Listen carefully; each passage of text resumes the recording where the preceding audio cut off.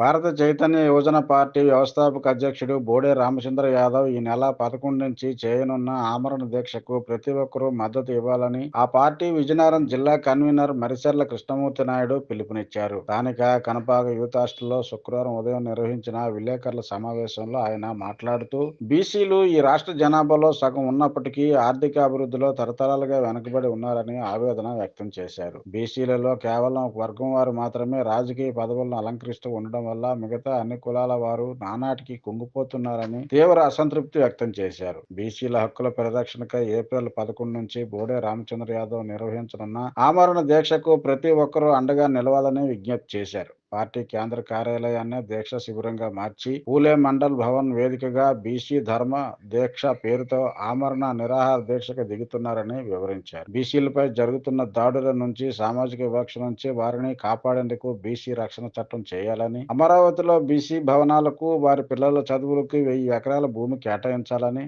శాస్త్రీయ పద్ధతిలో కులగణన చేపట్టాలని, బీసీల విద్య, ఉద్యోగ, రాజకీయ రంగాల్లో 44% రిజర్వేషన్లు కల్పించాలని, బీసీ కార్పొరేషన్లకు తక్షణమే నిధులు విడుదల చేసి స్వయంఉపాధి కల్పించాలనే డిమాండ్లతో రామచంద్ర యాదవ్ ఈ దీక్షకు దిగుతున్నారని వివరించారు. ఈ విలేకరుల సమావేశంలో పార్టీ జిల్లా కమిటీ సభ్యులు మర్రాపు జగదీష్, మాలతి, రంభ సూర్యనారాయణ, మరిచెర్ల తిరుపతి నాయుడు పాల్గొన్నారు. నమస్కారం. నా పేరు మరిచెర్ల కృష్ణమూర్తి నాయుడు. నేను భారత చైతన్య యువజన పార్టీ విజయనగరం జిల్లా కన్వీనర్ను.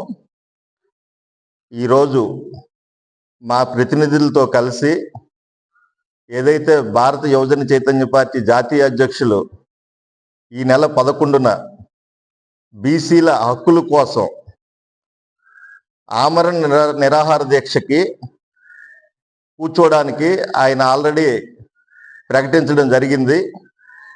ఈ ఆమరణ నిరాహార దీక్ష కూర్చోవడానికి గల ప్రధాన కారణం ఏంటంటే, ఫస్ట్ డిసెంబర్లోనే 2025 డిసెంబర్ నెలలోనే బీసీ సదస్సు నిర్వహించి బీసీల యొక్క న్యాయమైన డిమాండ్లను, ఒక 5 డిమాండ్లను ప్రభుత్వం ముందు ఉంచడం జరిగింది.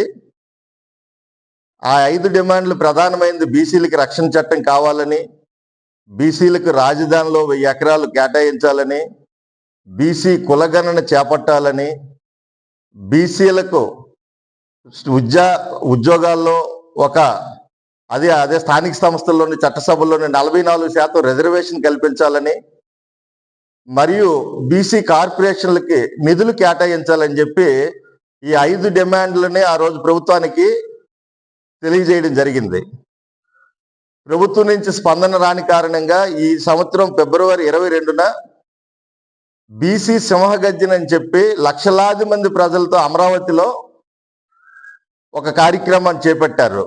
మా యొక్క అధ్యక్షులు, జాతీయ అధ్యక్షులు రామచంద్ర యాదవ్ గారు చేపట్టి ఆ రోజే ప్రకటించారు, మార్చి 31లోగా ఈ యొక్క ఏదైతే న్యాయమైన బీసీ హక్కుల కోసం డిమాండ్లు పెట్టారో ఆ డిమాండ్లను నెరవేర్చాలని చెప్పి మార్చి 31 లోపు ప్రభుత్వానికి ఒక గడువు విధించారు.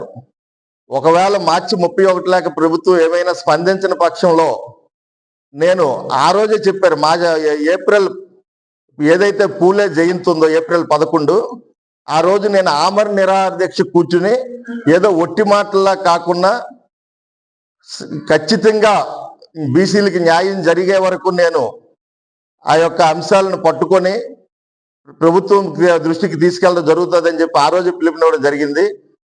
ఏదైతే మార్చి 31 లోపు గడువు పెట్టారో ఆ మార్చి 31 లోపు ప్రభుత్వం నుంచి ఎటువంటి స్పందన కానీ, ఎటువంటి చర్చలు కానీ చేయలేదు. కనీసం సానుకూలమైన నిర్ణయాలు ఒక్కటి కూడా తీసుకోలేదు.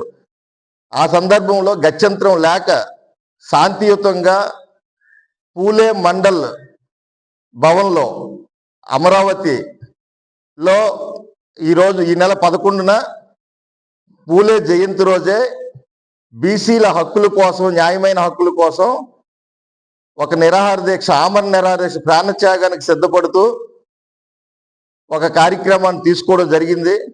దానికి మన విజయనగరం జిల్లా నుంచి బీసీల కోసం గత ఎన్నో దశాబ్దాలుగా ఉద్యమిస్తున్న వాళ్ళు అవ్వచ్చు, బీసీలు కూడా మనలాంటి మనుషులే, వాళ్ళు కూడా ఎదగాలని భావించే వాళ్ళు, బీసీల జీవితాల్లో వెలుగులు నింపాలనే ఒక భావజాలం ఉన్న వ్యక్తులు, మేధావులు, సంఘాలు, ప్రజా సంఘాలు, అనుకూలమైన బీసీలకు మద్దతు తెలపాలనుకునే రాజకీయ పక్షాలు అన్నీ కూడా ఈ యొక్క నిరాహార దీక్షకు, ఆమరణ నిరాహార దీక్షకు మద్దతు ఇవ్వాలని చెప్పి ఈ సందర్భంగా నేను కోరడం జరుగుతుంది.